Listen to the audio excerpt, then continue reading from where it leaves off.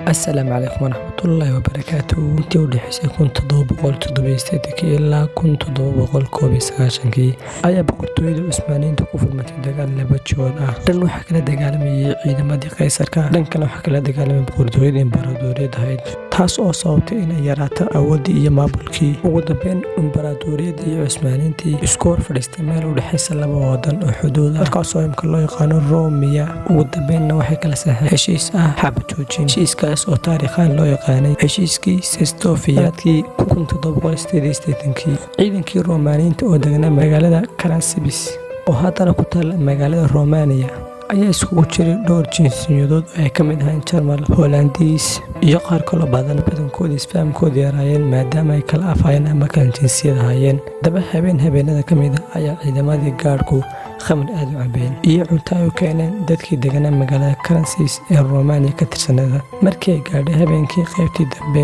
ayaa askartii qaar ka mid ah damceen inay gaadhka ka nasiyaan si ay iyaguna u seexdaan. kadib waxay moodeen askartii in khamrigii iyo cuntadii loo keenay ay la wadaagaan, waxaana ku dhaheen naga taga khamri ma hayne. markii ay joogi waayeenna waxa bilowmatay rasaas iyo xabado dhaawac iyo dhimasho badan keentay. iyadoo xaalku halkaas maraya ayaa waxaa soo kacay guuto Jarmal ah oo markaas ahayd ciidanka ugu badan ee xerada jooga. iyagoo raba inay xaaladda dejiyaan ayaa ay maqleen kelmadan halt oo macnaheedu yahay jooga. kelmadaas ay ku celceliyeen ciidamadii Jarmalku, waxaana ay u qaateen ciidamadii kale in Allah kelmadaas oo ekeyd kelmadaas oo ay ku dhawaaqi jireen ciidamadii Cusmaaniyiintu. kolkaas ayay moodeen ciidankii inay ka baxeen heshiiskii xabad joojinta ee ay la gashay Cusmaaniyiintu, waxaana awoodda saaray in ay ciidanka ka takhalusaan ay istiliyaan. waana dhacda taasi, waxaana la laayay guutooyin badan oo labada dhinac ah ilaa markii dambe la isfahmay oo la kala dhex galay oo la kala xalliyey.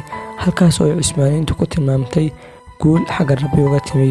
waxaan iga tegayaa sidaas oo wassalaamu calaykum waraxmatullaahi wabarakaatuh.